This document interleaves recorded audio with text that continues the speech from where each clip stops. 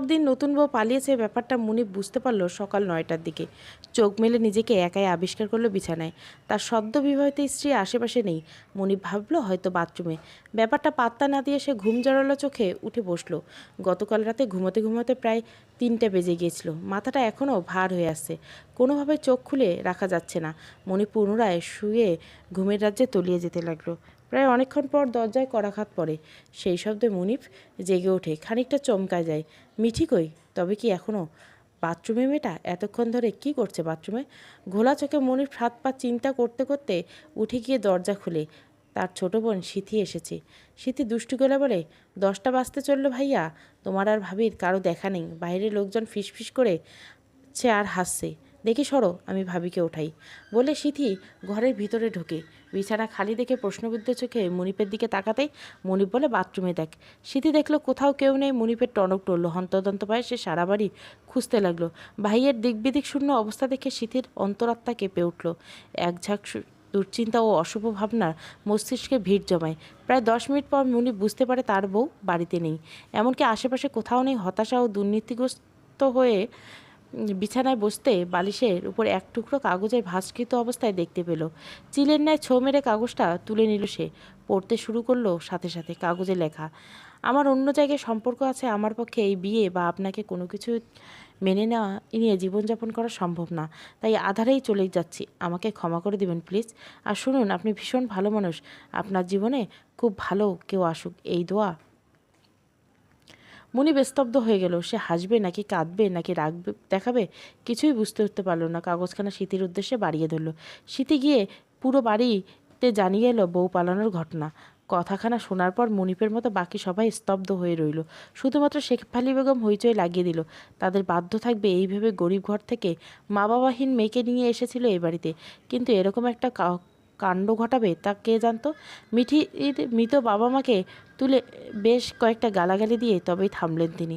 বিপদ দ্রুত কাঁধ থেকে নেমেছে এই বলে আল্লাহর শকর আদায়ও করলেন। পুরো ঘটনাটায় মুনিপ শান্ত হয়ে রইল। উজাড় শেষে ভাটা নামলে নদী যেমন শান্ত হয়ে যায় ঠিক তেমনই। তবে একটা কারণ তার কাছে স্পষ্ট হলো। বিয়ের পর থেকে মিঠির এত কান্না আজাহারি কেন ছিল সেটা এবার বেশ স্পষ্টভাবে সে বুঝতে পারল। দিন শেষে রাত নামলো, তবে মেয়েটি আর ফিরে এলো না। মুনিপ দীর্ঘশ্বাস ফেলে নিজের জীবন নিয়ে এগিয়ে যেতে শুরু করলো। কাঁচা রাস্তার মোড়ে মিঠিকে দাঁড়িয়ে থাকতে দেখে সজল চমকে উঠল। এদিক ওদিক তাকিয়ে উদ্ভ্রান্ত নিয়ে সে ছুটে এলো মিঠির দিকে। এতগুলো দিন পর সজলকে চোখের সামনে পেয়ে নিজেকে কিছুতেই সামলে রাখতে পারল না মিঠি। সে ডুকরে কেঁদে উঠল। সজলের বুকের মাঝে নিজের স্থান করে নিতে চাইল। সজল বাধা প্রদান করে। মিঠি এক বাহু টেনে তার চাপা গলা ধমকের সুরে বলে, তুমি এখানে? মিঠি ভেজা সুরে উত্তর দেয়, আমি পালিয়ে এসেছি সজল। তোমাকে ছাড়া অন্য কাউকে নিজের স্বামী বলে পরিচয় দিতে পারবো না। মানে কি এসব কি বলছো তুমি? তুমি এখানে আসার পর দিন হঠাৎ শুনতে পাই আমার বিয়ে শুক্রবারে। আমি তো কিছুই ভাবতে পারছিলাম না। তোমার সাথে ফোনে যোগাযোগের অনেক চেষ্টা করছি, কিন্তু বহুবারে ফোন বন্ধ। ফেসবুকেতেও তুমি ছিলে না। বাসা থেকে পালানোর চেষ্টা করছি, পারিনি। মামি সবসময় চোখে চোখে রাখতো। হয়তো তোমার আমার সম্পর্কটা মেনে নিবে না বলে মামা মামি এভাবে বিয়েটা দিয়েই দিল। তবে শুনেছি অনেক দিন আগের থেকে এই বিয়ের আলাপ চলেছিল, অথচ আমার কানে কিছুই পৌঁছেনি। সজল ঢোক গেল মিঠির সঙ্গে তার 3 বছর সম্পর্ক। তবে সবটাই এখন মিথ্যে মনে হয়। প্রথম প্রথম মিটি সুন্দর মুখখানা, শান্ত স্বভাব এবং মা বাবা নেই বলে একটা মমতাবোধ থেকে সম্পর্কটা তৈরি হয়েছিল। এখন আর আগের টান অনুভব হয় না। বরং তার বাবা মাই যেই মেয়েকে ঠিক করে রেখেছে সজলের জন্য, তাকে দেখতে গ্রামে আসা। তাকে দেখার পর থেকে সজলের মাথায় আউট হয়ে গেছে। এত সুন্দর পরীর মতো মেয়েকে তার চাই স্ত্রী হিসাবে। ওই মেয়ের সৌন্দর্যের সামনে মিঠিকে পান্তা ভাত মনে হয়। অনুভূত ফিকে হয়ে গেছে।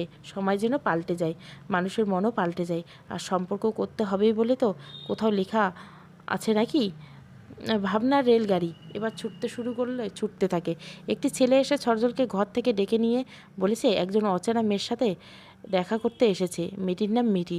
তাই শুনে সজল ছুটে এসেছে। অজানা ভয়ে আতঙ্কে ভালোবাসার টানে নয়। ভাবনার গতিপথে থামিয়ে সজল মিঠির দিকে চাইল। এক রাশ স্বপ্ন আর আশা নিয়ে মিঠি তাকিয়ে আছে। সজল ইতস্তত করলো, কী বলবে ভেবে পাচ্ছে না। তাকে নির্বাক থাকতে দেখে মিঠি ফের বলে উঠল, ভাগ্য মেনে নিয়ে আমাকে বিয়ের পিঁড়িতে বসতেই হয়, কিন্তু কিছুতেই মন থেকে মানতে পারছিলাম না তোমার জায়গায়। আমি তো তোমাকে ভালোবেসেছি, তাই না? তাহলে তাকে কি করে মানব? তাই সুযোগ পেয়ে ভোরবেলায় ওই বাড়ি ছেড়ে পালিয়ে আসি।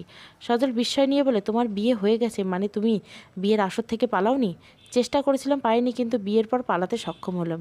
এই তো মোক্ষম সুযোগ মিঠিকে ফিরিয়ে দেওয়ার জন্য। এর থেকে বড় যুক্তি আর কি হতে পারে? চোয়াল শক্ত করে সজল বলে উঠল, তুমি ভাবলে কি করে একটা বিবাহিতা মেয়েকে আমি বিয়ে করব, তাকে নিয়ে সংসার সাজাবো? তোমাকে যে ছুঁয়েছে তার কাছে যাও, বৃথা এলে এখানে। চোখের পানিরাও থমকে গেল সজলের কথা শুনে। ফ্যালফ্যাল নয়নে মিঠি তাকিয়ে রইল। কি বলবে ভেবে পাচ্ছে না। ঠোঁটের কোণে দিয়ে মলিন হেসে বলার চেষ্টা করো, তুমি মজা করছো আমার সাথে। মজা করার মতো মুড নেই আমার। শোনো মিঠি, আমাদের ভিতর যা ছিল সব ভুলে যাও। তোমার বিয়ে হয়ে গেছে, আর আমার বাবা মা কিছুতেই একজন বিবাহিতা নারীকে আমার স্ত্রী হিসাবে মানবে না। তাহলে সম্পর্ক গড়লে ছিলে কেন? মিঠির চোখ বেয়ে জল গড়িয়ে পড়ল। সজল ভুরু কুঁচকে বলল, আজব কথাবার্তা তোমার। সম্পর্ক ছিল বলে বিয়ে করতে হবে এমন কি বলেছি আমি? আর এখন তো তোমার বিয়ে হয়ে গেছে, তাহলে কেন মানতে চাইছো না? বাস্তবতা দেখো মিঠি, আর চলে যাও। শুধু শুধু আমার জীবনে অশান্তি করো না। সজল পা বাড়ায়, পিছন থেকে মিঠি টেনে ধরে তাকে। এক রাশ বিরক্তি নিয়ে সজল তাকালো। মিঠি দুই চোখ বন্ধ করে নোনা জল ঝরে পড়েছে। সজলকে অনেক অনুনয় বিনয় করল সে। সজল শুনল না, মিঠিকে টেনে বড় রাস্তায় তুলে দিল। বলল, এখানে বাস আসবে, সেই বাসে করে চলে যাও। টাকা পয়সা আছে নাকি, দিয়ে দিব। মিঠির কান্না হুট করে বন্ধ হয়ে গেল। নিজেকে ভীষণ ভীষণ ছোট মনে হলো। এ কার জন্য একটা ভদ্রলোকের মনে কষ্ট দিয়ে এলো সে? ছি, নিজের ভালোবাসা এ ব্যাপারটা অপাত্রে ঢালার জন্য নিজের ওপর খুব রাগ হলো মিঠির। কাট করে সে বলল, আমায় মন যেভাবে ভাঙলে তার চেয়ে বড় আঘাতে তোমার মন ভাঙুক। সজল বিরক্ত গলায় বলল, তোমরা পারোই তো ওই এক মাথা বলতে, কিছু হলেই অভিশাপ দেওয়া ছাড়া আর কী বা যোগ্যতা আসে, যত সব। সজল পা বাড়ালো সামনে, একবার পেছনে ফিরে তাকালো না। তাকালে দেখতে পেত মিঠি দুটি হাত মুখে ঢেকে ডুকরে কাঁদছে। করতে ইচ্ছে করছে, এই জীবন রেখেই বা লাভ কি? এখন আমি কোথায় যাব? না ওই ভদ্রলোকের কাছে ফিরতে পারবো, আর না মামা মামির কাছে। 3টি বছরের সম্পর্ক, অথচ মানুষ চিনতে এত বড় ভুল আমি কি করে করলাম? জীবন দিয়ে দেওয়া সত্যি কি খুব সহজ? আমায় সে সাহসটুকুও নেই। আনমনে স্বগতোক্তি করছে মিঠি। রোনাধারের সাথে সাথে তার বুকটা চিরে যাচ্ছে। ভেতরটা রক্তাক্ত, কিছু মাথায় আসছে না। মাথার উপর একটা ছাদ চাই, পেটে চাই খাবার। সে কোনো চাকরি করে না, সঙ্গে 3,000 টাকা রয়েছে শুধু, যা পেয়েছিল বিয়ের সময় বিভিন্ন মানুষের কাছ থেকে। এই টাকা দিয়ে বা কী বা করতে পারে? কপালে হাত চাপড়ে ধুলোয় মাটিতে বসে পড়ল মিঠি। শরীরটা থরথর করে কাঁপছে একই সঙ্গে। ভবিষ্যৎ কি, সবটাই অজানা। অজানা এক ভয় জেঁকে বসেছে। ভীষণ বিরক্ত নিয়ে একদলা থুতু ফেলল সজলের পথের উপরে। সকাল সকাল মুডটাই নষ্ট। জীবনে অনেক মেয়ে দেখেছে, কিন্তু এরকম সাহসী মেয়ে তার বাপের জন্মে দেখেনি। একবার সজলের মুখ থেকে তার গ্রামের বাড়ির ব্যাপারে বৃত্তান্ত শুনেছিল। ঠিক খুঁজে খুঁজে চলে এসেছে বেচারা সজল। সে কি করে জানবে প্রেমে পড়লে মানুষ ভয়ঙ্কর সাহসী হয়ে ওঠে? তবে প্রেম হতে হয় সত্য, তার মতো ঠুনকো ভালোবাসার মানুষ তা না জীবনেও। এই সজল বাদল ডেকে ওঠে। সজল পথের মাঝে দাঁড়ালো। দূর থেকে বাদল, অভি, তমাল আসছে। এরা তিনজনে সজলের কাছের বন্ধু। বলতে গেলে সজল সব শয়তানির পার্টনার। বাদল বাদে বাকি দুজনেই গ্রামে থাকে। পড়াশোনা তাদের দ্বারা হয়নি। একমাত্র বাদল এবং সজল ঢাকায় পড়াশোনা করেছে। সজল কাছাকাছি এসে বাদল বলল, কিরে মামা, মেয়েটা কেড়ে? দেখে তো মনে হয় এই গ্রামের মনে হচ্ছে না। আমার থেকে লুকাইস, ভালোই কাম করছোস দেখি, বলে খ্যাক খ্যাক করে হাসে তমাল। অভিও সায় দিল। সজল কপাল কুঁচকে বলে, মাছি তাড়াবার মতো হাত নাড়িয়ে সে বলে ওঠে, একটা বিষ মামা। মিঠির ব্যাপারে সব কিছু খুলে বলল সজল, যা শুনে বাকি তিনজনের চোখজোড়া চকচক করে উঠল। বাদল চাপাসারে বলল, এরকম একটা মেয়েকে ফিরিয়ে দিচ্ছিস? মনে হয় মজা শেষ মামা তোর। রাখ তোর মজা। আজ পর্যন্ত হাত ছাড়া আর কিছুই ধরতে দিয়েছে নাকি আমাকে? সবসময় ন্যাকা সেজে বসে থাকতো। বিয়ের আগে প্রেম করতে পারবে, অথচ অন্য কিছু করা যাবে না। করলে তাকে পিঁপড়ে কামড়াবে, যত সব। সজল বিরক্তি পাল্লা বাড়ছে। রাস্তায় দাঁড়িয়ে মিঠির ব্যাপারে কথা বলতে বলতে অস্বস্তি লাগছে। অভি বাঁকা ঠোকর বলল, বলিস কি, এত বছর রিলেশন আর কিছুই করতে পারলি না বেটা? তোর তো মাইরা যাওয়া উচিত। অভি হাসে। সজল মুখ দিয়ে ক্রান্ত বিরক্তি সূচক শব্দ ব্যবহার করলে, বাদ দে, এখন যেটার বিয়ে করবে সেটা এটার চেয়েও সুন্দর। তোরা তো দেখিস নাই, দেখলে বুঝতি। আমাদের আর বুঝতে হবে না মামা। মেয়েটা কি বলে আসছিস? বলছি ঢাকায় চলে না, এত তাড়াতাড়ি এত সুন্দর পাখিটাকে ছাড়া উচিত হয় নাই। আমার কাছে একটা বুদ্ধি আছে, যদি তুই রাজি হোস কয়েকটা দিন মজা করতে পারি আমরা। বাদল কি বুদ্ধি জানার জন্য উপস্থিত তিনজন বেশ উৎসুককে দেখা গেল। দূরে দাঁড়ানো মিঠের দিকে এক নজর চেয়ে বাদল বলতে লাগলো তার বুদ্ধির কথা, যা শুনে সবার ভিতরে উত্তেজনা সৃষ্টি হলো। শুধুমাত্র সজল পিঠ দিয়ে একটা শীতল ঘাম ফোঁটা গড়িয়ে পড়ল। সে কিছুতে রাজি হলো না। অভি তমাল দুজনে রাজি হয়। তবে জোড়াজুড়ি আর ভরসার কথা শুনে শেষমেশ সজলকেও রাজি হতে হলো। বাদল বুঝতে হলো, দেখ দোস্ত, খাঁচায় নিচ থেকে আসা পাখিকে তুই কেন ঠেলে বের করে দিবি বল? এই বয়সে একটু মজা টজা না করলে কি বুড়ো বয়সে করবি? এই মেয়েকে এখানে এসেছে, সেটা কি কাউকে বলে এসেছে? আসেনি তো। তাহলে আমরা ওর সাথে কি করলাম না করলাম সেটা কে জানবে? আর ওকে একদম মেরে ফেলবো না তো।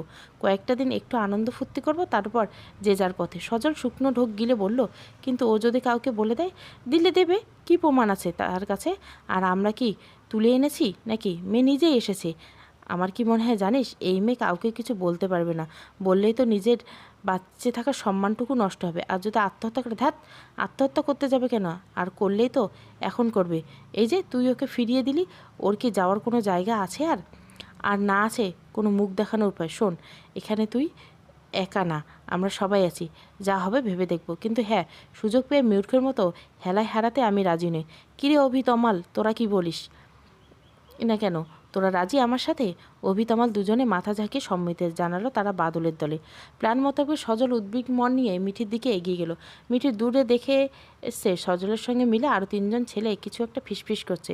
তবে সেটা কি সে টের পায়নি, কিন্তু সজলকে পুনরায় তার দিকে ফিরে আসতে খানিকটা হকচকিয়ে গেছে। কান্না ভুলে সজলের দিকে এক দৃষ্টে তাকিয়ে রইল। মিঠির মুখ পানে দাঁড়িয়ে সজল ইনিয়ে বিনিয়ে বলল, আই এম সরি মিঠি, আসলে আমি খুব শকড হয়ে গেছিলাম, তাই কি বলতে কি বলে ফেলেছি জানি না। আমার বন্ধুরা আমাকে বুঝিয়েছে তোমাকে এভাবে ফিরিয়ে দেওয়া উচিত না। সত্যিকারের ভালোবাসা নাকি সহজে পাওয়া যায় না, আর আমি পেয়েও কেন অবহেলা হারাবো? মিথি তীক্ষ্ণ কণ্ঠে বলল, এটা তোমার অভিনয় নয় তো সজল? তোমাকে কিভাবে বিশ্বাস করে আমি? দারুণ বোকামে তো আপনি। এত কষ্ট করে ওকে বুঝালাম আর আপনি কিনা বিশ্বাস করতে চাইছেন না? ঠিক আছে, আপনাকে বিশ্বাস করতে হবে না। আমরা চেয়েছিলাম আজকে আপনাদের বিয়ে দিয়ে দিতে, তারপর সজলের বাসায় উঠিয়ে দেবো। যাই হোক, ছেলেটা তো আর রাস্তায় ফেলতে পারবো না ওর বাবা মা। কিন্তু আপনি যখন বিশ্বাস করতে চাইছেন না, তখন আর কি করার? এই সজল, চলে আয়। পেছন থেকে এক নাগারে কথাগুলো বলে থামলো বাদল। সজল একটা ইনোসেন্ট দুঃখী দুঃখী লুক নিয়ে বাদলের সঙ্গে হাঁটা দিল। 7 পাঁচ ভাবার সময় পেল না মিঠি, দ্রুত সজলকে থামালো এবং রাজি হয়ে গেল। এছাড়া আর বা কী করার আছে? কোথায় যাবে সে? তার চেয়ে সজলের সঙ্গে থাকলে একটা নিরাপদ ছাদ তো পাবে। তবে সজল তাকে যেসব বলেছে তা এখনও ভুলেও যায়নি মুঠি। শক্ট হয়ে করুণভাবে যেভাবেই হোক করুক, মিঠির সঙ্গে আজে বাজে আচরণের জন্য তাকে একটা শিক্ষা দিয়ে ছাড়বে মিঠি। একবার বিয়েটা হোক, তারপর দেখে নিবি। মিঠি নরম গলায় বলল, এখন আমরা কোথায় যাব তাহলে? প্রত্যুত্তরে উপস্থিত 4জন কুমিরের অধরে কুটিল হাসি ফুটে উঠল। প্রকৃতির মন ভালো করে দেওয়া ঝলমলে আলো, তবুও আজ মুনিফের মন মেজাজ ভালো নেই। একজন গ্রিল মিস্ত্রি ডেকে এনে তার ঘরের জানলাগুলো গ্রিল লাগানোর কাজ শেষ করেছে। অনেক অনেক আগেই ঢাকাতে বড় বড় খোলামেলা ঘর পাওয়া যেত, এখন তো চারিদিকে সব মুরগির খোয়ার। ছোট ছোট ঘরগুলোতে কত কত লোকে ঠাঁই করে নিতে পারে। গ্রামে বেড়ে ওঠা মুনিফ বরাবরে খোলামেলা পরিবেশে ভালো লাগে।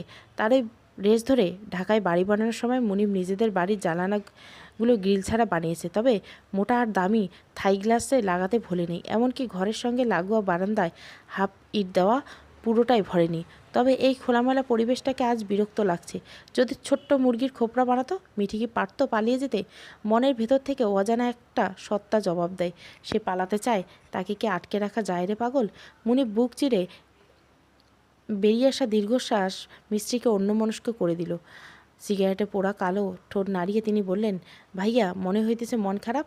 মন খারাপ থাকলে গ্রিল লাগাইতেছেন কেন? এমনি কত সুন্দর লাগতেছে। ঢাকার মধ্যে এরকম খোলামেলা বাড়ি আজকাল চোখেই পড়ে না। দেশের বাড়ি ভাড়াটার কথা খুব মনে পড়ে ভাইজান। বলতে বলতে মিস্ত্রি হতাশা মিশ্রিত শ্বাস ত্যাগ করলো। মুনি বিরক্তর মাখায় গলায় জবাব দেয়, কথা না বাড়িয়ে দ্রুত কাজ করতেন, আর যাওয়ার আগে বারান্দাটা দেখে যাবেন। বারান্দার গ্রিল পুরো লাগাবেন। আচ্ছা ভাইজান। শীতে ঘরে উঠে দেয়, গুমোট মুখে থাকে। ভাইয়া। মুনিপ তাকালো। শীতে হাত ইশারায় কাছে ডেকে নেয়। শীতে মন খারাপ করে বলে, আগে সুন্দর লাগতো আমাদের বাড়িটা, যে দেখতো সেই পছন্দ করতো, এখন চারিদিকে গ্রিল দিয়ে জেলখানা বানাচ্ছ। মুনিপ হঠাৎ চমকায়। আসলে তো মিঠি কে তার?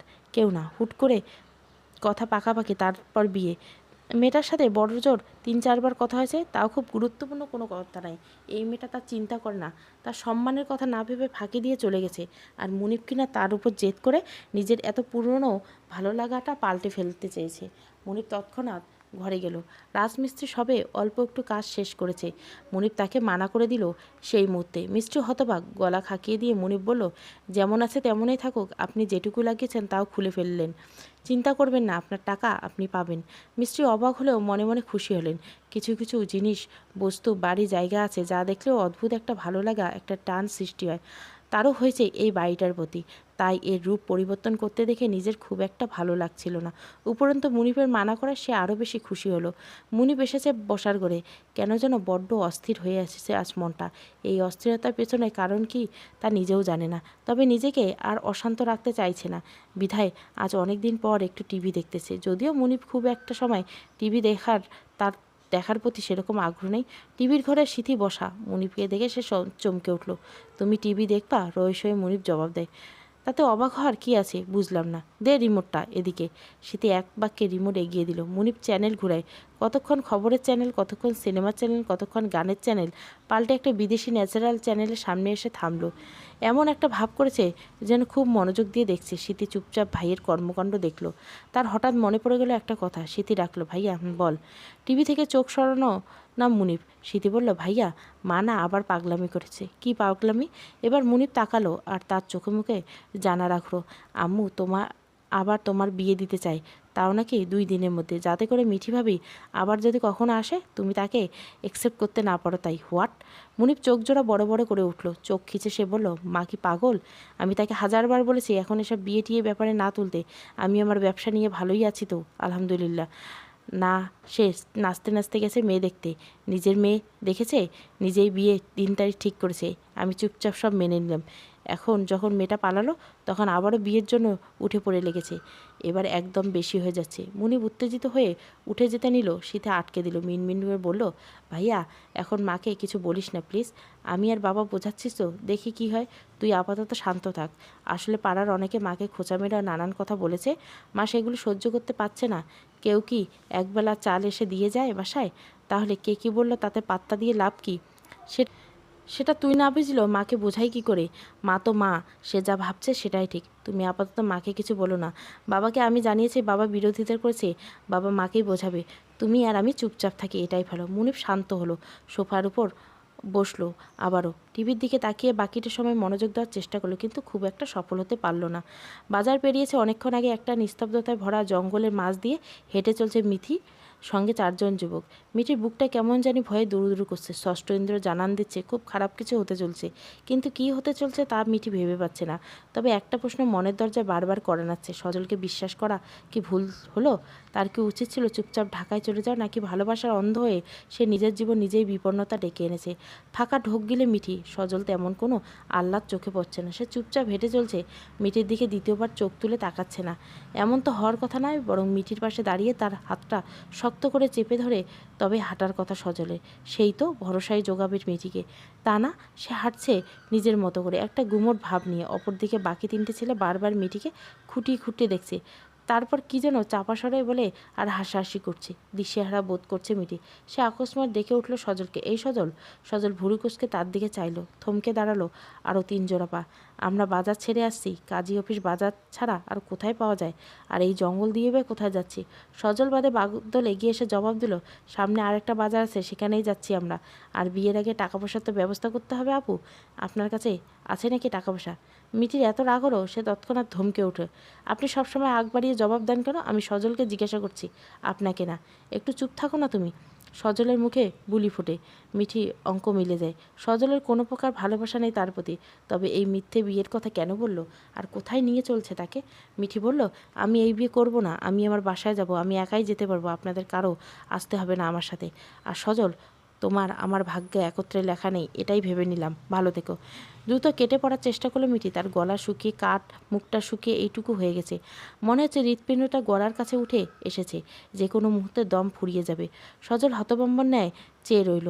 রাগে ফেটে পড়া বাদল কিছুতেই মিঠিকে হারাতে ইচ্ছুক নেই। সে খপ করে মিঠির একটা হাত টেনে ধরল। মিঠি শিউরে উঠল। পেছন ফিরে বাদলকে হাত ধরতে দেখে প্রশ্ন ছুড়ে, আপনি আমার হাত ধরছেন কেন? তুই এখানে আসছিস তোর ইচ্ছায়, যাবি আমাদের ইচ্ছায়। মিঠির চোখ কপালে। তবে কি তার মনে চলা সন্দেহ ঠিক? আঁকিজোড়া ঘোলা হয়ে শুরু করলো। ছলছল চোখে সে তাকালো সজলের দিকে। সজল কাঠ হয়ে দাঁড়িয়েছে দেখে কান্নারাও ভেঙে পড়ল। মিঠি জোড়াজোড়ি গাল লাগিয়ে দেয়। মিনতির স্বরে বলে, প্লিজ আমি আর কখনো সজলের সামনে আসবো না, ওকে ডিস্টার্ব করবো না, তবু আমার সাথে এটা করবেন না প্লিজ। বাদল ঠোঁটে একটু হাসি। মিঠির সাথে ধস্তাধস্তি পারছে না একা, সে ডাক দিল অভি আর তমালকে। দাঁড়াও, দাঁড়াইয়ে দাঁড়িয়ে দেখোস কি, ধর এইটারে। অভি তমাল দুজনে এগিয়ে যায়। তিনটায় নরপিসের হামলে পড়ে মিঠির শরীরের ওপর। মেয়েদের শরীরে গোপনে রত্নগুলো কোনো না কোনো সময় দুর্ভাগ্যের কারণ হয়ে দাঁড়ায়। মিঠিকে না দেখলে হয়তো বোধ করে উপলব্ধি হতো না। মিঠি চিৎকার করার চেষ্টা করতে তার হাত তার মুখের সাথে চেপে দেয় বাদল। মিঠি সুযোগ পায় দাঁত দিয়ে শরীরের সর্বোচ্চ শক্তি প্রয়োগ করে। বাদল হাত সরিয়ে গুঙিয়ে ওঠে। অভি তমাল দুজনে একটু দূরে সরে যেতে মিঠি জান নিয়ে দৌড় দেয়। খুব দূরে এগোতে পারে না, তার আগে জানোয়ারের দল ঘিরে ধরল তাকে। মিঠি মাটিতে ধপ করে বসে পড়ে কাঁদতে শুরু করলো। মিঠি দু হাত জোর করে মিনতি করে নিজের জীবন ভিক্ষে দেওয়ার জন্য। দূর থেকে সবটাই দেখছে সকল, কেন যেন মায়া হলো তার। চোখের সামনে নিজের ছোট বোনটার মুখ ভেসে উঠল। নিজেকে দমাতে পারছে না কোনো মতম। তড়িঘড়ি করে বাদল, অভি আর তমালকে আটকালো সে। সজল বলল, বাদল থাম, তোরা একটা ছোট বোন আছে, ভুলে যাস না কথাটা। আমার খারাপ, কিন্তু এতটা না যে একটা মেয়ের জীবন নিয়ে খেলবো। অভি বাঁকা ঠোঁটে বলে, পুনরো প্রেম উথলাই উঠছে নাকি? পুরনো প্রেম উথলায়, আর যা মন চায় তাই হোক। একবার যখন ধরছি তখন আর ছাড়াছাড়ি নেই। তোর ভালো না লাগলে তুই যা এখান থেকে, বলে সজলকে ঠেলে সরায় বাদল। সজল সরে না, পুরনায় তিন বন্ধুকে বোঝানোর চেষ্টা করে। চালাতে হাতাহাতি শুরু হয়ে যায় একে অপরের মধ্যে। এরই ভেতর মিঠি উঠে দৌড় লাগালো। এটাই মোক্ষম সুযোগ। তাকে দৌড়াতে দেখে বাদল, অভি, তমাল সজলকে ছেড়ে মিঠির পিছনে দৌড় লাগায়। একবার পেছনে তাকাচ্ছে, আর একবার প্রাণপণে দৌড়াচ্ছে, আবার পেছন ফিরে তাকাচ্ছে, দৌড়াচ্ছে। মিনিট দুয়েক মাথায় টাল সামলাতে না পারে একটি বড় গাছের সঙ্গে বাড়ি খেয়ে ওখানে বেহুশ হয়ে পড়েছে। উপস্থিত চারজন থমকে গেল। মাথার এক অংশ দিয়ে গল গল করে বেরিয়ে আসা তাজা রক্ত তাদের চারজনের বুকের হাতুড়ি পেটা করছে। তমাল ভয়ে ভয়ে এগিয়ে আসে মিঠির নাকের সামনে দু আঙ্গুল উঁচু করে ধরল। পর মুহূর্তে ছিটকে উঠে বলল, মাইয়া দেখি শ্বাস পড়তেছে না। মামা, মাইয়া তো শেষ। কি? সজল চমকেও দৌড়ে আসে। মিঠির বুকের মধ্যে কান পেতে হৃৎপিণ্ডে ধুকফুকে শুনতে চাইল। আশ্চর্য, কোনো উঠানামা নেই। তবে কি মিঠি? সজল অবিশ্বাস্য চোখে বাদল, অভি আর তমালের দিকে চাইল। একটু দূরে বাদল দু হাত মাথায় দিয়ে দাঁড়িয়ে আছে। ঝিরঝিরে হাওয়া বইছে দক্ষিণ দিকে। ঘরে জানলা দরজা খুলে আবছা আলোয় একটা বই পড়ছে প্রভা। উপন্যাসের বই। কাহিনীটা খুব সুন্দর। একটা ছেলে আর একটা মেয়ের ভালোবাসা গল্প। নিম্ন মধ্যবিত্ত পরিবারের মেয়েদের প্রভাবের জীবনে এই পর্যন্ত ভালোবাসার পাখিটি উড়ে আসেনি, তাই এর অনুভূতি সে বোঝে না, তবে বোঝার চেষ্টা করছে না। মাঝে মাঝে নিকট আলো আকাশের দিকে তাকিয়ে সে ভাবে, তার জীবনে কেউ এলো খুব একটা মন্দ লাগতো না। গায়ের রংটা একটু চাপা, এটা ঠিক, কিন্তু মায়াময় একটা ভাব তো রয়েছে। এলাকার সবাই ওকে প্রভা সুন্দর, ওর ফেস কাটিংও সুন্দর, এমনকি অনেক ফর্সা মেয়েদের মাঝেও দাঁড়ালে ওকে আগে চোখে পড়ে। তবুও কোনো ছেলে আজ পর্যন্ত প্রভাকে ভালোবাসার বাক্য শোনায়নি। হতে পারে ফর্সা চামড়ার গুরুত্ব বেশি। প্রভা এসবভাবে দীর্ঘশ্বাস ফেলে আবারও বই পড়ার মনোযোগ দিল। সেও প্রেম করবে একদিন, হতে পারে সেটা তার স্বামীর সঙ্গে, কিন্তু করবে। প্রভার মন হুট করে ভালো হয়ে গেল। ঠোঁটের কোনো একটা নাই নাই হাসি। এমন সময় প্রভার মা ডাক দিল ভেতর থেকে, কিরে প্রভা, পড়া হয় নাই, খাইতে আয়। প্রভা মৃদু শ্বাস ফেলে বই বন্ধ করে উত্তরে, আসতেছি। ঘরের দুয়ার বন্ধ করে ভেতরে এগিয়ে যায় প্রভা। এই বাড়িটি ভাগ্যক্রমে তার বাবার সঞ্চয়ের বাড়ি। তাছাড়া তাদের কাছে সম্পদ বলতে আর কিছুই নেই। বাড়ির অবস্থা যদি খুব একটা ভালো না হয়, তবুও দুই মামের দিব্যি চলে যায়। অন্তত মাস শেষে ঘর ভাড়া থেকে বাঁচা যায়। আজকাল বাসা ভাড়ার যে অবস্থা, আয়ের অর্ধেক বেশিরভাগ চলে যায় ভাড়ার পিছনে, বাকি সবের কথা তোলাই থাক। প্রভার বাবা মারা যান খুব ছোটোবেলায়, রেল লাইনে কাজ করতেন। সেই রেল লাইনে তার জীবন কেড়ে যান। তারপর থেকে প্রভা আর তার মায়ের ছত্রছায়ায় বড় হয়েছে। প্রভার মায়ের নাম পলি। পলির ভাইয়েরা তাকে পুনরায় বিয়ে করাতে চাইলেও সে রাজি হয়নি মেয়ের মুখের দিকে তাকিয়ে। সেই থেকে ভাইদের সাথে সম্পর্ক ততটা ভালো না। পলি অবশ্য কারে ঘাড়ে বোঝা হয়ে তাকে নেই। স্বামীর বানানো ছোট্ট টিনের ঘরে মেয়েকে নিয়ে কেটেছে। সুখ দুঃখের সময় কাটিয়েছে। বর্তমানে একটা নামি দামি হাসপাতালে আয়া চাকরি করে মাস শেষে যা পায় তাই দিয়ে দুই মামের চলে যায়। কিছু টাকা তিনি সঞ্চয় করেছেন, একদিন না একদিন মেয়ের বিয়ে দিতে হবে। মেয়ে তো বড় হচ্ছে। খেতে খেতে প্রভা বলল, মা, একটা টিউশনি পেয়েছি। হাসমত চাচার ছোটো মেয়েকে পড়ানোর কথা বলেছে আমাকে। মাস শেষে 1,000 টাকা দিবে। আমি বলছি আগে মায়ের সাথে কথা বললে নেন, তারপর জানাবো। তুমি কি বলো? বলি সঙ্গে সঙ্গে বলে উঠল, তোর সব খরচ চালাইতে আমার তো এত কষ্ট হইতেছে না, তাহলে তুই শুধু শুধু এসব নিয়ে মাথা ঘামাস না। মন দিয়ে পড়, আর কয়টা ক্লাস, এরপর একটা ভালো জায়গায় তোর বিয়ে দিতে পারলেই আমার দায়িত্ব শেষ। প্রভা কাট করে বলে, আগে আমি চাকরি করব মা, তারপর এসব নিয়ে ভাববো। এত কষ্ট করে পড়তেছি কি রান্না করে চুলা সামলানোর জন্য? মাইয়া মানুষ যতই পড়ালেখা করুক না কেন, তার কিন্তু রান্নাবান্না কইরে খাইতে হয়। আর শোন, যে রাঁধে সে কিন্তু চুলো বাঁধে। অস্বীকার তো করি নি, কিন্তু আগে একটা চাকরি মা, তারপর না হয়। হয়েছে, খাওয়ার সময় এত কথা কন ভালো না। আগে পড়ালেখা শেষ কর, তারপর দেখা যাবে, ভাগ্যে যা আছে তাই হবে। প্রভা চুপ করে রইল। বাকিটা সময় ক্লাস বাটির টুংটাং আওয়াজ ছাড়া আর কিছুই শব্দ হলো না। প্রভাতের বাড়িতে দুটো রুম, একটিতে মা মেয়ে থাকে, অন্য রুমটিতে তার খাওয়া দাওয়ার জন্য বরাদ্দ রেখেছে। পলের ইচ্ছে প্রভাত জামাইকে এই জায়গাটুকু দিয়ে দিবে। তোমরা তোমাগো পছন্দ মতো ঘরবাড়ি তুলে এলো, সামনে মাটির চুলায় রান্নাঘরের জায়গাটুকু নিয়ে এলো, এতে ভালো বড় বাড়ি বানাবো। তবে মাঝে মাঝে ভয় হয় কিঞ্চিত, কেমন না কেমন জামাই জুটে কে জানে। পরে যদি পলিকে না দেখে, তবে শেষ বয়সে কোথায় আশ্রয় হবে তার। পলি নিজেকে আশ্বস্ত করে, প্রভা তো তারই মেয়ে, জামাই ফেলতে পারলে মেয়ে কি তাকে ফেলতে পারবে। প্রভা চটজলদি বিছানায় গুছিয়ে নেয়। আগামীকাল একটা গুরুত্বপূর্ণ পরীক্ষা আছে ভার্সিটিতে। সে এই বছর ভার্সিটির 2য় বর্ষ পড়ছে। পড়াশোনা এবং কেরিয়ার ছাড়া আপাতত কোনো বাড়তি চিন্তা নেই তার মাথায়। তবুও মাঝে মাঝে একাকী জীবনের কথা ভেবে একটা বিষণ্ণতা ভর করে ওঠে তার মধ্যে। তবে তার খুব ক্ষীণ সময় এসে পড়েছে। পলিপ্রভা শুয়ে আছে। ঘরের বাতি নেভানোর বাইরে একটুখানি উঠোনের আশেপাশে আরও অনেকের বাড়ি রয়েছে। সবারই টিনের ঘর, ঢাকার ভেতরে হলেও দেখতে অনেকটা গ্রামীণ পরিবেশ। সবাই মিলে উঠোনে বড় হ্যাজাক বাতি লাগিয়েছে সারা রাত ঘর জ্বলে থাকার জন্য, যাতে কেউ প্রকৃতির ডাকে সাড়া দিলে বাইরে বেরোলে তার সমস্যা না হয়। এই হ্যাজাক বাতির মৃদু আলো এসে খেলা করছে দুয়ারের কাঠছায়। প্রভা সেদিকে এক মনে চেয়ে থাকতে থাকতে একসময় ঘুমিয়ে গেল। ঘুমটা গাঢ় হবে ঠিক এমন সময় শোনা গেল দরজায় ঠক ঠক শব্দ। প্রভার কপালে ভাঁজ সৃষ্টি হলো। এত রাতে কে? সে চোখ মেলার পূর্বে শুনতে পেল পলির গলা। এই প্রভারে কে যেন দরজায়। প্রভা চোখে মুখে বিরক্ত ফুটিয়ে তাকালো, বলল, তুমি দেখে আসো। পলি সাহস নিয়ে উঠে দাঁড়ায়। মা মেয়ে একা থাকে বলে অনেক সময় কিছু হয়ে যেতে পারে। যদিও আশেপাশে যারা থাকে তারা সবাই খুব ভালো, খুব সহযোগিতা করে যে কোনো কাজে, তবুও ভয় কি আর কমে? পলি উঁচু গলায় হাঁক ছেড়ে প্রশ্ন করে, কে ওখানে, কে? দরজার ওপাশ থেকে একটা চাপাসার কণ্ঠ ভেসে আসে। কণ্ঠটি চেনা অপরিচিত কারো এবং একটি মেয়ের কণ্ঠ। পলি দ্রুত দরজা খুলতে হুড়মুড় করে ভেতরে প্রবেশ করলে মিঠি। ক্লান্ত বিধ্বস্ত মিঠিকে দেখে মা মেয়ে চমকে উঠল। প্রভা ততক্ষণে বিছানা ছেড়ে চাপা সরে বিস্ময় নিয়ে বলল, তুই? আমি আগেই বলেছিলাম এসবের দরকার নেই, কিন্তু আমার কথা তো শুনবি না তোরা। এক একটা হয়েছিস তো পশুর মতো। মেয়ে দেখলে আর মাথায় ঠিক থাকে না। এখন কোনো কেসে ফাঁসবে কে জানে। এই বিপদ থেকে কেমনে উদ্ধার হবো আল্লাহ জানে। সগজ্জল আক্রোশ ভরা কথা শুনে বাদলের মেজাজ তুঙ্গে উঠল। সে প্রতিবাদ করা বলল, আমরা পশু আর তুই কি ভালো? তুই একটা মেয়েকে ভালোবাসার মাঝপথে ছেড়ে দিয়েছিস আর ভালো মানুষ দেখাস এখন? আমি তো জাস্ট ব্রেকআপ করেছি, মেয়েটার সর্বনাশ করতে চাইনি আর নাম মেরে ফেলতে চাইছি। আর তার উপর বিবাহিত। বিবাহিত? বিবাহিত মানে কি? তুই আমাদের তো এটা বলিস নি। আমার ইচ্ছে হয়নি তাই বলিনি। সজল থুতু ছুঁড়ে মারে, গটগট পায়ে এদিক ওদিক হাঁটে, তারপর এদিক ওদিক আশেপাশে তীক্ষ্ণ চোখ বুলায়। কেউ তাদের দেখছে কি না জানে না। বাদল তৎক্ষণাৎ মূর্তির মতো দাঁড়িয়ে আছে। মিঠি যে বিবাহিত সে জানতো না, শুধু জানতো সজলের টানে এত দূর এসেছে। এখন ওর বিবাহিত স্বামী যদি ওকে খুঁজে না পেয়ে একটা কেস করে দেয়, তাহলে নিজ্ঞাত আজ হোক কাল হোক একে একে এরা 4জনে ফাঁসবে। যেখানে ফাঁসার কথা ছিল শুধু সজলের, সেখানে নিজেরা জড়ালো সে। ভাবতে বাদলের মেজাজ আরও খারাপ হয়ে গেল। মনে মনে নিজেকে কষিয়ে কয়েকটি গালি দিল। ঠোঁট ভর্তি থুতু ফেলে সজলের দিকে তাকালো। এরপর ভেতরে খেয়াল করলো এখানে তারা দুজন বাদে আর কেউ নেই। কোন ফাঁকে কোন দিক দিয়ে অভিতমল জায়গা ছেড়েছে আর বাদল একদম টের পায়নি। বাদল অস্পষ্ট স্বরে বলে, সজল কি?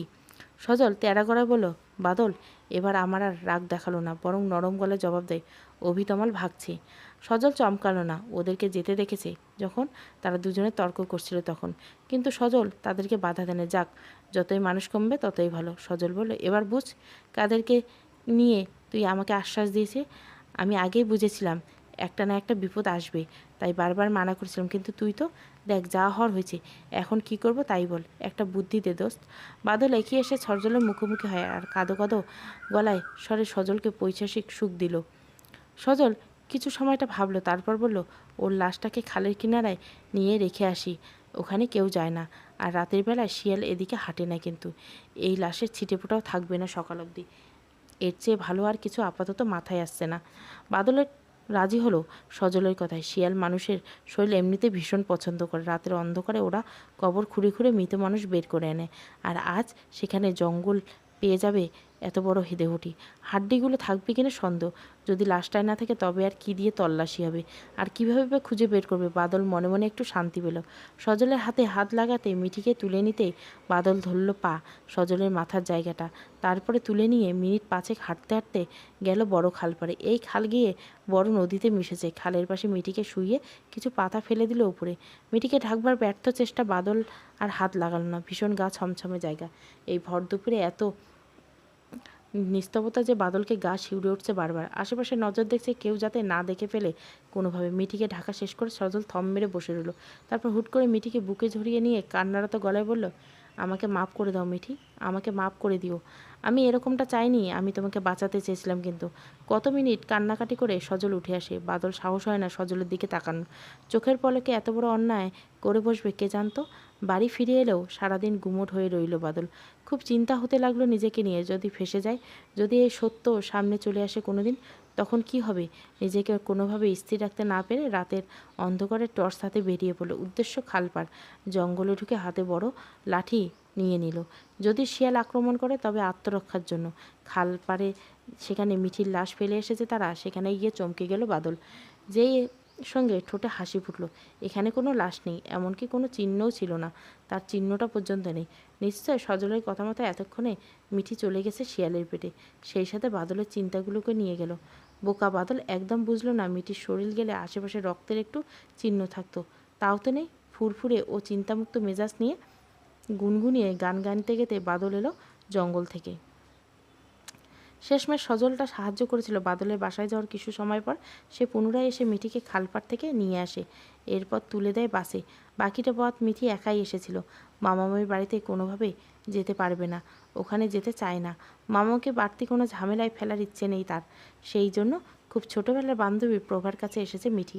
মিঠির বিশ্বাস প্রভা আর মা তাকে ফেলবে না, আর সেও তার ঘাড়ে চেপে বসবে না। খুব দ্রুত একটা কাজের ব্যবস্থা করে ফেলবে।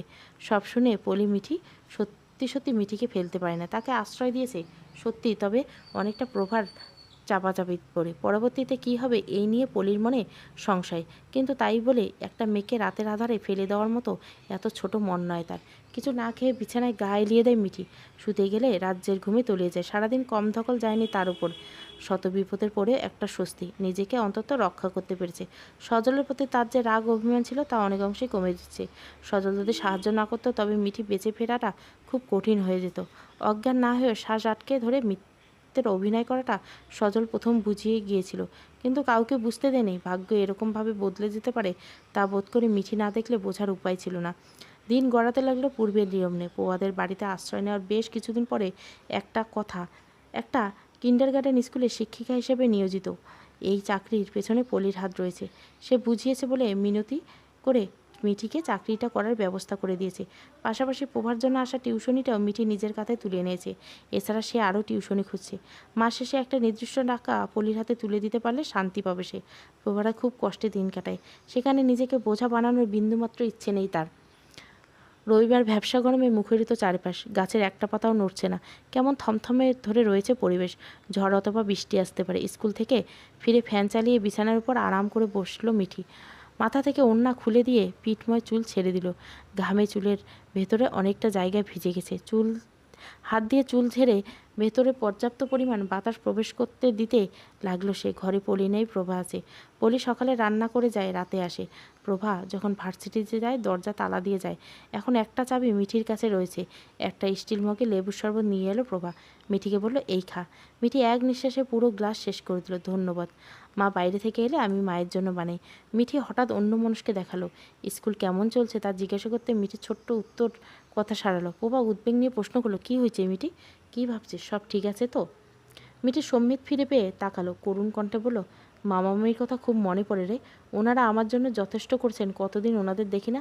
জানিস, ওনারা কখনো বুঝতে দেয় নাই যে আমি তাদের সন্তান না। সবসময় আমাকে ভালোবাসা দিয়েছে। সজল যে খারাপ ছেলে সেটাও তারা বুঝতে পেরেছিল। আমাকে ভালো মানুষের সাথে বিয়ে দিয়েছিল। অথচ আমি কি করলাম? নিজের পায়ে নিজেই কুড়োল মারলাম। এই মানুষটাও আমাকে ঘৃণা করবে বোধহয়। ওনার সম্মানের কথা আমি চিন্তা না করে চলে এলাম। নিজের প্রতি খুব রাগ লাগে যখন এসব ভাবি।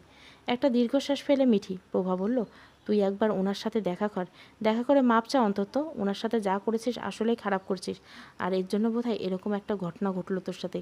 যাই হোক, এখন একবার দেখা কর, ক্ষমা চা। ক্ষমা করলে করতে পারেন। করবে না, উনি কোনোদিন আমাকে ক্ষমা করবে না। কেন করবে না? তুই না বলিস উনি খুব ভালো মানুষ, তাহলে কেন ক্ষমা করবে না? তুই আগে কথা বলেই দেখ না, মানুষের ভাগ্য কখন কোন দিকে মন নেয় তা কেউ বলতে পারে না আগের থেকে। মিটি চুপ করে কিছুক্ষণ সময় ভাবলো, ভেবে বলল, কিন্তু ওনার সাথে আমি যোগাযোগ করব? ওনার কোনো ফোন নাম্বার নেই। চেনার মধ্যে ওনার বাসাটা চিনে চিনে যেতে পারবো, কিন্তু এখানে এই মুহূর্তে আমি যেতে পারবো না। ওনার পরিবারের সামনে আমি কোন মুখ নিয়ে দাঁড়াবো, আর কী বা জবাব দিব? ওনার সাথে আলাদাভাবে কথা বলার মতো কোনো উপায় নেই। পুনরায় দীর্ঘশ্বাস ফেলে মিঠি বলে, বাবা হুট করে বলে ওঠে, তুই না আমাকে কিছুদিন আগে বলেছিলি ওনার ব্যবসা আছে, ওনার দোকানের কথা তুই জানিস? এই দোকান কোথায়? সেখানে চলে যায় সরাসরি, তাহলে আলাদাভাবে দেখা করা যাবে। প্রভার কথায় মিটি মনে পড়ল, বিয়ের পরেই মুনিব নিজের থেকে নিজের ব্যবসা, নিজের দোকানের কথা বলেছিল মিটিকে। প্রতিদিন দুপুরের সময় সে দোকানে থাকে, তখন ভিড় থাকে বলে সে বিভিন্ন হিসেব টিসেব করে গিয়েছিল, এসব কিছু বলেছিল। তাহলে তাই করা যাক। আর দোকানটা খুব দূরে নয়, 2 এলাকা পরেই, চাইলে খুঁজে পাওয়া যাবে। কিন্তু মিঠির ভয় হচ্ছে, এত বড় একটা কাণ্ড ঘটানোর পর মুনাফের সামনে কোন মুখ নিয়ে দাঁড়াবে সে, তা কিছুতেই মাথায় আসছে না। মুনিব যদি তার কাজে সাথে কোনো প্রকার বাজে ব্যবহার করে, তবে সে আর ভালো মানুষের ট্যাগ উঠে যাবে মিঠির চোখ থেকে। তার চেয়ে না যাওয়াই ভালো। কিন্তু ক্ষমা না চাওয়াটা কি ঠিক হবে? রুহের হাই বলে একটা কথা আছে, মনিফের দীর্ঘশ্বাস যদি মিঠির কপালে পড়ে, তবে আর কোনো দিন সুখী হতে পারবে না মিঠি। 7-5 ভাবনায় মিঠির নিঃশ্বাস বেড়ে যায়। একবার ভাবছে সে যাবে, আর একবার ভাবছে যাবে না। যাওয়াতে প্রশ্নই আসে না, আর অত সাহস নেই। তার চেয়ে বরং প্রভাকে পাঠানো যাক। আচমকা এই কথাটা মাথায় আসতে মিঠির সব দুশ্চিন্তা নেমে গেল। সে এনিয়ে বেনিয়ে প্রভাকে বলতে প্রভা 3 লাফ দূরে সরে বলল, আমি পারবো না বাবা, পরে তোর রাগ আমার উপর ঝাড়বে। প্লিজ দোস্ত, আমার জন্য এইটুকু কর, এটাই শেষ উপকার নিচ্ছি তোর থেকে, আর কখনো কিছু চাইব না। তুই শুধু তাকে গিয়ে বলবি আমি তার সঙ্গে দেখা করতে চাই। সে যদি ইচ্ছুক হয় তবে কখন কোথায় দেখা করব তা জেনে চলে আসবি। ব্যাস এইটুকু, প্লিজ প্লিজ প্লিজ। প্রভা রাজি হলো না। শেষ পর্যন্ত প্রভাকে রাজি করানোর জন্য তার পায়ের উপর পড়ে গেল। উপরন্ত না পেয়ে প্রভা ফোঁস করে একটা নিঃশ্বাস ছেড়ে বলল, আচ্ছা যাব। মা ভ্যারাইটি স্টোর্স দোকানের নাম, সবুজ নেম প্লেটে বড় অক্ষরে লেখা। দোকানের সামনে দাঁড়িয়ে একের পর এক ফাঁকা ঢোক গিলছে প্রভা। তার পা জমে গেছে। দোকানের ভিতরে কাউকে দেখা যাচ্ছে না। তবে কি আসেনি মুনিব ভাইয়া? অবশ্য তাকে দেখেওনি প্রভা। মুনিব ভাই দেখতে কেমন কে জানে, কিন্তু তার চেহারা একটা সরলতা পবিত্রতা থাকবে নিশ্চয়। ভালো মানুষের চেহারা তো তাই থাকে। নিজের দোটানা মনে চিন্তা সামনে প্রভা একটু এগোলো। দোকানের মুখোমুখি দেখতো সাদা পাঞ্জাবি পরে একজন বসে আছে। প্রভাকে দেখা মাত্র সে উঠে দাঁড়ালো, পুরুষালী ভরার সঙ্গে বলল, কী চাও আপু? প্রভা বলল, আপনাকে। মুনিব 2 ভুরু কুঁচকে এলো। প্রশ্নবিদ্ধ চোখে আগন্তুক মেয়েটির দিকে তাকাতেই প্রভা নিজেকে সামলে পুনরায় বলল, ইয়ে মানে আমি মুনিব ভাইয়াকে খুঁজছিলাম। ওনার সাথে আমার একটু কথা আছে, গুরুত্বপূর্ণ বিষয়। আমি মুনিব। ফের নিজের পুরুষালী কণ্ঠটি নাড়ায় মুনিব। প্রভা ইতস্তত করতে দেখে সে বলে, যা বলার নির্ভয়ে বলো আপু, ভয়ের কিছু নেই এখানে। স্বস্তি মিলল প্রভার। মিঠিটা ঠিকই বলেছে, লোকটা ভালো। এরকম একজন ছেলে ওই বখাটের কাছে কোন দুঃখে যে গিয়েছিল মিঠি কে জানে। প্রভা বলল, ভাইয়া আপনি মিঠিকে চেনেন? কোন মিঠি? তৎক্ষণাৎভাবে ধরতে না পেরে কথার উত্তরে প্রশ্ন ছুড়ে দেয় মুনিব। প্রভা এবার বিস্তারিত বলতে মুনিব শান্ত স্বভাবটা বদলে গেল চোখের পলকে। চোয়াল শক্ত করে সে বলল, তুমি তার কেহ? প্রভা একটু কেঁপে বলল, কথাটায় কেমন যেন ধমকের আভাস। আমি ওর বান্ধবী ভাইয়া। তো আমার কাছে কেন এসেছো? আমি জানি না সে কই। বিয়ের পরদিন সে পালিয়ে গেছে। পরদিন বললে ভুল হবে, ভোর রাতে সে পালিয়েছে। আমি জানি না সে কই আছে ভাইয়া। সে আমাদের বাসায় আছে। তোমাদের বাসায় মানে? সে পালিয়ে তোমাদের বাড়ি গেছে? মুনিক অবাক হয়ে হলো এই পর্যায়ে। প্রভা বলল, না তা না। তাহলে কি? দেখি ঘুরিয়ে পিছিয়ে না বলে যা বলতে এসেছো সরাসরি বলো, আমার আরও কাস্টমার আসবে। একটা নিঃশ্বাস ফেলে মিঠির ব্যাপারে সব কিছু বিস্তারিতভাবে খুলে বলল প্রভা। সব শুনে মুনিপের চোখ মুখে একটা হতবিম্বল ভাব ফুটে উঠল। মেয়েটার সাথে এরকম কিছু ঘটতে পারে তা সে কল্পনাও করেনি। শেষে প্রভা বলল, ও আপনার সাথে দেখা করতে চাইছে ভাইয়া। ও সাহস হচ্ছিল না, তাই আমাকে আগে পাঠাইছে। আপনি যদি বলেন তাহলে আমি গিয়ে ওকে বলবো আসতে। কোনো দরকার নেই, তাকে বলে দিও আমি তার সাথে দেখা করতে চাই না। সে বিয়ের আগে আমাকে সব খুলে বলে তো যদি, তাও একটা কথা ছিল। কিন্তু যা করেছে দুঃখিত, আমি এসব মেনে নিতে আগ্রহী নেই। তাই তার সাথে কোনো প্রকার সম্পর্ক রাখার ইচ্ছেও নেই। উপরন্তু সে এসে ভালো করেছে। এবার তালাকটা করতে সুবিধা হবে। প্রভা বিস্ময় নিয়ে বলল, এসব কি বলছেন ভাইয়া? ও ভুল করছে মানলাম, তাই বলে? দেখো, তুমি এখনও অনেক ছোট। যেদিন বড় হবে সেদিন বুঝতে পারবে আমার এই সিদ্ধান্তের পেছনের কারণটা। অবশ্য না বুঝলে তো আমার আসে যায় না। তুমি তাকে এই কথাটা বলে দিও কেমন? এবার আসতে পারো।